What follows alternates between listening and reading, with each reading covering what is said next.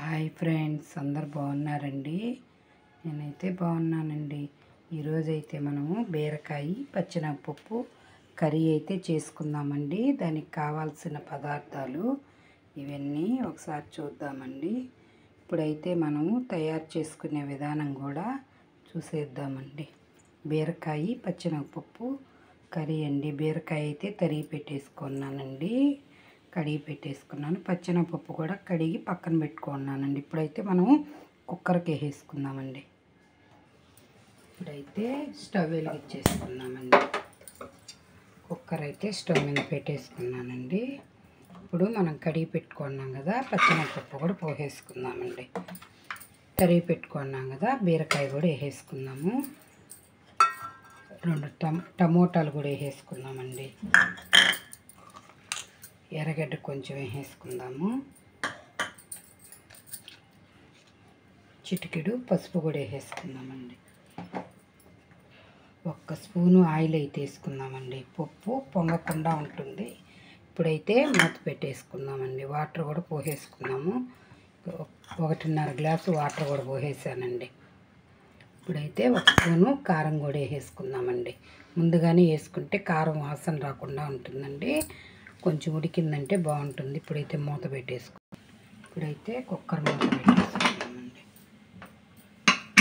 Whistle పెట్టేసానండి. ఇప్పుడైతే ఐలో పెట్టేసుకుందాము. Stove కూడా ఒక 5-6 విజిల్ రానిచ్చేసి అప్పుడు ఆఫ్ చేసుకుందామండి. ఒక 10 నిమిషాలు వెయిట్ చేద్దాం.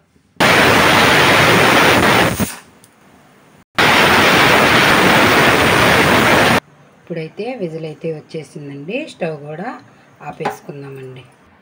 ఇప్పుడైతే విజిల్ అయిపోయిందండి. విజిల్ తీసేసుకొని ఇప్పుడు మనం అయితే మూత కూడా తీసేసుకుందామండి. బీరకాయ అయితే ఉడికిపోయిందండి. ఇప్పుడైతే స్టవ్ వెలిగించేసుకుందామండి. కళాయి అయితే పెట్టేసుకుందామండి. ఇప్పుడైతే కర్రీలో తగినంత ఉప్పు కూడా వేసేసుకుందామండి. ఇప్పుడు 2 స్పూన్ల ఆయిల్ అయితే వేసుకుందామండి. చిటికెడు ఆవాలు వేసేసుకున్నామండి. పట్టా లవంగాలు పచ్చిమిరపకాయలు కూడా వేసేసుకున్నామండి.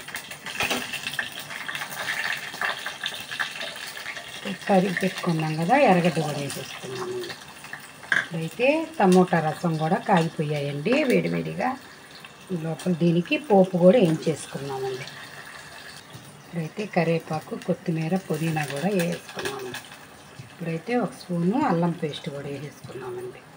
ఇప్పుడైతే ధనియాల పొడి కూడా వేసేసుకున్నామండి. పచ్చి వాసన పోయేదాకా వేయించేసుకున్నాము. ఇదైతే వేగిపోయిందండి. ఇప్పుడైతే 1 టీ గ్లాసు పాలు కూడా పోసేసుకుందామండి.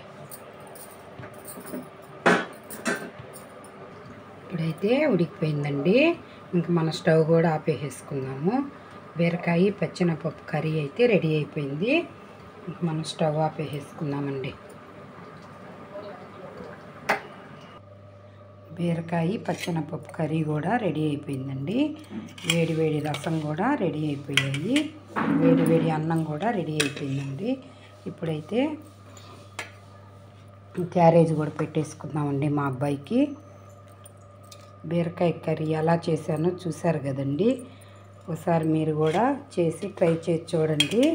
ఎలా ఉందో నాకు కామెంట్ పెట్టండి, ఒక లైక్ కొట్టండి. నా ఛానల్లో కూడా మీరు సబ్స్క్రైబ్ చేసుకోండి.